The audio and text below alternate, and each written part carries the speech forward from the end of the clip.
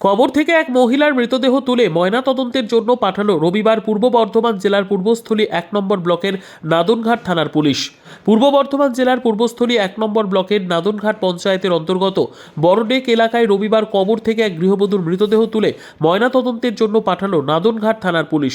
এদিন রবিবার ওই এলাকায় নাদনঘাট থানার পুলিশ প্রশাসনের উপস্থিতিতে এই কাজ সম্পন্ন হয়। জানা গিয়েছে, মৃত ওই গৃহবধূর নাম শবনম খাতুন। মেমারি থানার অন্তর্গত সিদ্ধরিয়া এলাকার বাসিন্দা শবনমের সাথে বড়ডেক এলাকার বছর 4 আগে ফিরোজ উদ্দিন মোল্লার বিয়ে হয়। বিয়ের পর থেকেই চলতো নানান রকম ভাবে গৃহবধূর ওপর অত্যাচার তার শ্বশুরবাড়ির লোকেরা।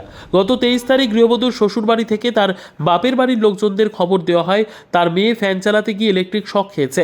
তাকে মন্তেশ্বর হাসপাতালে নিয়ে যাওয়া হচ্ছে। পরবর্তী সময় সেখান থেকে বর্ধমানে নিয়ে যাওয়ার পথেই তার মৃত্যু হয়। এরপরই মৃতদেহ ময়নাতদন্ত না করে তড়িঘড়ি গ্রামে ফিরিয়ে নিয়ে এসে কবর দিয়ে দেওয়া হয়। ওই মৃতদেহ এতেই সন্দেহ দানা বাঁধে মৃতের বাপের বাড়ির লোকজনের। এই নিয়ে তার শ্বশুরবাড়ির লোকজনদের সাথে কথা বলতে এলে তাদেরকে মারধর করা হয় বলে অভিযোগ। এ প্রসঙ্গে এদিন রবিবার বেলা 12টা নাগাদ মৃত ওই গৃহবধূর বাবা শেখ নাসির আলী তিনি বলেন, পরিকল্পিতভাবে মেয়েকে খুন করা হয়েছে।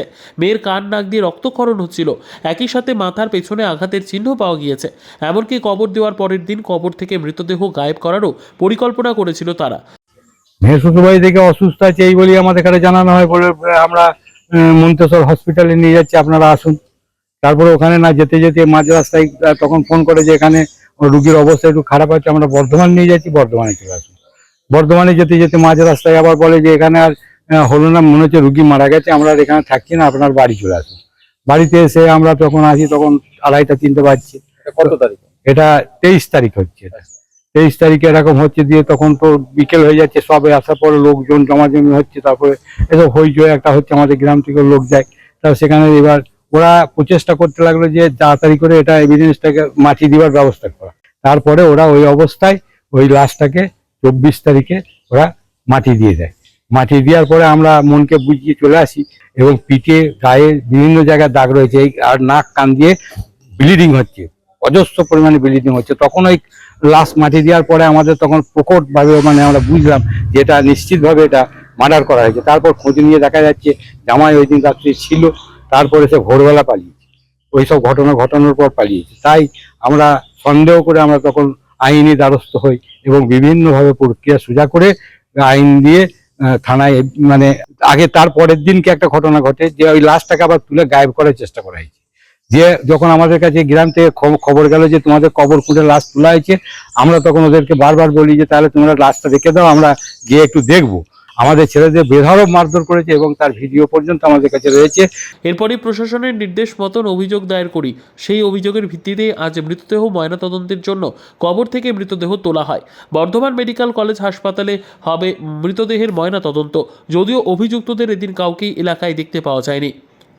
আজকে দেখলাম যে পুলিশ প্রশাসন এসছেন, তেনারা সঙ্গে লোক এনেছেন, এসে কবরটা খুঁড়ে লাশটাকে পোস্টমর্টমের জন্য নিয়ে গেলেন। এটাই যা দেখলাম।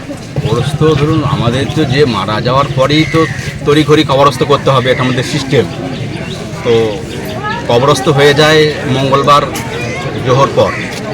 তো হয়ে যাওয়ার পরে বুধবারে সকালে শুনতে পাওয়া যায় যে কবরটা নাকি খোঁড়া হয়েছে।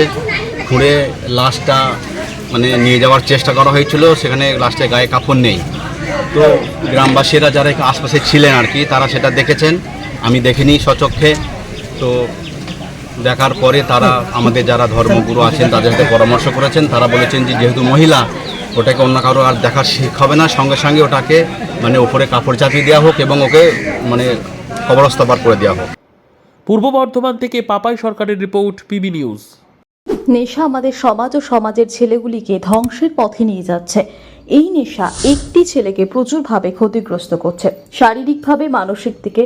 সমাজে অশান্তি, পরিবারে অশান্তি, চুরি, ডাকাতি, জেল, অ্যাক্সিডেন্ট, আত্মহত্যা, মৃত্যুর প্রচুর পরিমাণে ঘটে চলেছে। এই নেশা বন্ধ করতে কল্যাণী রত্তলা মোড়ে ড্রাগ ডি অ্যাডিকশন সেন্টার গড়ে উঠেছে। এখানে নেশা সমস্যাটির সমাধান রয়েছে। এরই সঙ্গে পড়াশোনা, মানসিক চিকিৎসা, কাউন্সেলিং এর সুবিধা, বৃদ্ধাশ্রম প্রভৃতি সুবিধা রয়েছে। সমস্ত রকম অ্যাডিকশন জনিত সমস্যার সমাধানও রয়েছে। নিউ আশা ফাউন্ডেশন, ঠিকানা কল্যাণী, নদিয়া, পিন 741235, যোগাযোগ 7430900351, 9093099088।